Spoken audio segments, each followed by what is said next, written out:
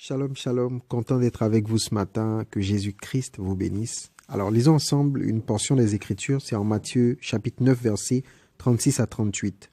Alors, le texte dit, « Voyant la foule, il fut ému de compassion pour elle, parce qu'elle était languissante et abattue, comme des brebis qui n'ont point de berger. Alors il dit à ses disciples, « La moisson est grande, mais il y a peu d'ouvriers. Priez donc le maître de la moisson d'envoyer des ouvriers dans sa moisson. » Que Dieu bénisse sa parole. Alors, on a un texte qui parle naturellement à plusieurs niveaux, mais je veux qu'on s'attarde un peu sur le maître, précisément sur les yeux du maître, sur le regard de Jésus-Christ. Le texte dit qu'en voyant la foule, Jésus fut ému de compassion parce qu'elle était languissante et abattue.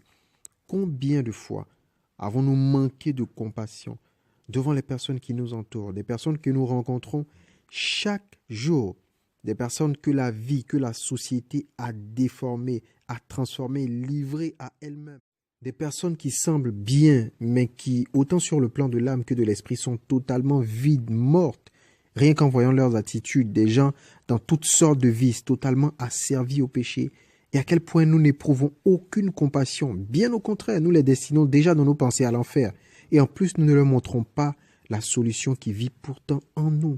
Ah, je prie que Jésus nous donne de voir tel qu'il voit et d'agir comme lui. Que Dieu nous donne son cœur. Soyez bénis.